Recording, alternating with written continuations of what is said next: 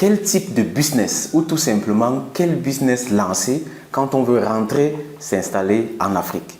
Ça, c'est une question très populaire que beaucoup d'Africains de la diaspora se posent. Et ce n'est pas une question à prendre à la légère. C'est une question qui mérite une réflexion approfondie afin d'avoir des réponses à la hauteur. Et c'est ce que nous allons faire dans cette courte vidéo. Reste donc bien à l'écoute.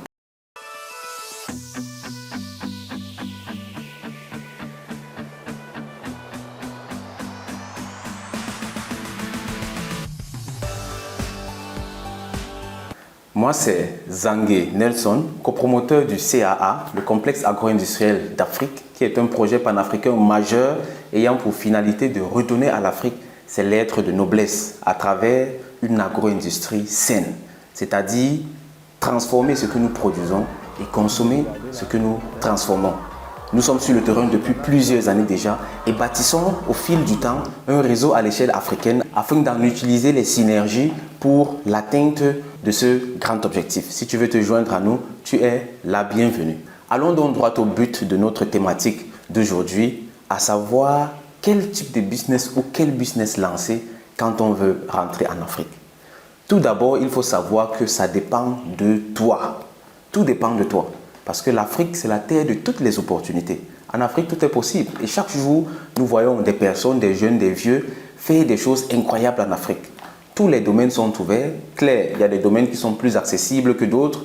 Certains sont moins accessibles que d'autres. Mais à la base, qui veut en Afrique peut le faire. Donc, d'entrée de jeu, il faut savoir que ça dépend de toi. Maintenant, allons dans d'autres détails. Un premier point, c'est l'impact que tu aimerais, que tu veux que ton projet ait sur l'Afrique, sur les Africains. Est-ce qu'il s'agit d'un rêve d'enfance que tu veux absolument réaliser? Est-ce que c'est une mission que tu t'es fixée et que tu dois absolument réaliser?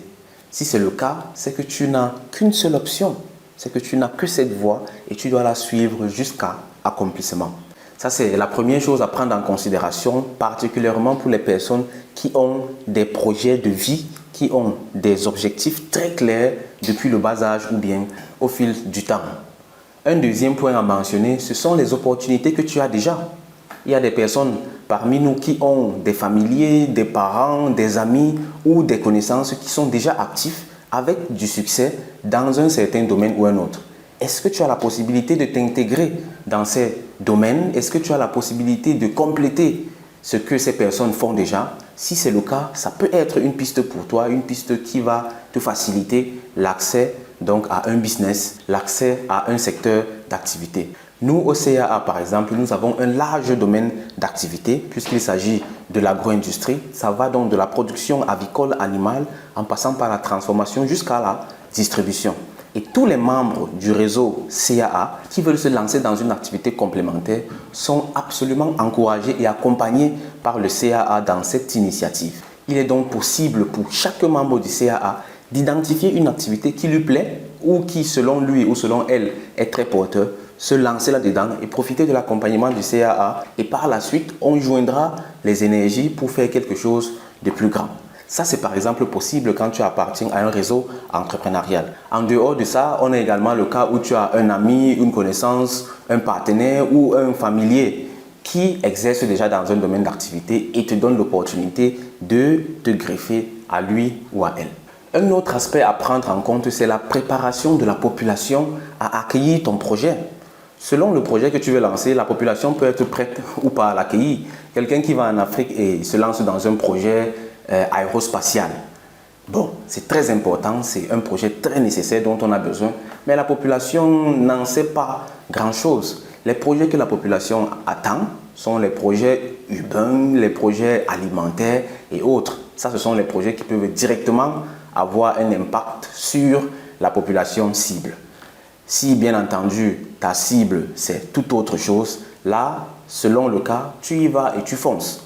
Mais il faut tenir compte de cela si tu comptes sur la population pour adopter massivement ton projet. Un autre point à prendre en compte, c'est l'accompagnement et les facilités offertes par l'État.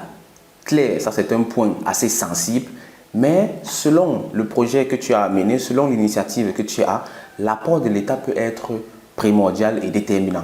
Il faut donc bien t'informer Et dans ce cas spécifique, il faut absolument avoir un bon accompagnement afin de mieux profiter de ce que l'État a à offrir dans ton domaine d'activité.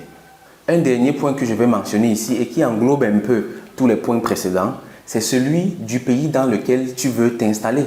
Un Africain qui veut exceller dans l'entrepreneuriat, qu'il soit de la diaspora ou pas, n'a pas forcément besoin ou bien n'est pas obligé de le faire dans son pays d'origine. L'Afrique a tellement de pays et chacun de ces pays a quelque chose de particulier à offrir. Donc selon le pays où tu veux t'installer, tu dois également t'informer sur les spécificités de ce pays, sur les types d'activités qui fonctionnent le mieux et sur les besoins également des populations de ces pays. Voici donc en gros quelques aspects à prendre en compte quand il s'agit de choisir le business ou le domaine d'activité dans lequel tu dois être actif. Et la réponse finale te revient à toi. Parce que personne ne peut t'envoyer faire une activité particulière. Je ne peux pas te dire va faire l'agriculture ou bien va faire l'agro-industrie ou bien va faire ceci ou cela. Non. Chacun doit décider finalement de ce qu'il doit faire. Et ce qu'on peut faire tous ensemble, c'est de mener cette réflexion, de se poser les bonnes questions, d'analyser les situations et chacun selon son fort intérieur, selon son tempérament, selon ses envies, selon ses besoins, selon ses objectifs, choisira donc exactement le domaine d'activité où il ou elle excellera. Merci de m'avoir écouté jusqu'au bout. J'espère que cette vidéo a été un bon outil de réflexion pour toi et que tu pourras par la suite te décider clairement du domaine d'activité dans lequel tu seras actif. Nous, en tout cas, du CAA, nous sommes sur le terrain, nous sommes actifs et t'attendons vivement. Si tu souhaites faire partie de ce réseau à l'échelle africaine, n'hésite donc pas à nous contacter et ensemble, nous bâtirons l'Afrique. Merci une fois de plus, au revoir et bye bye.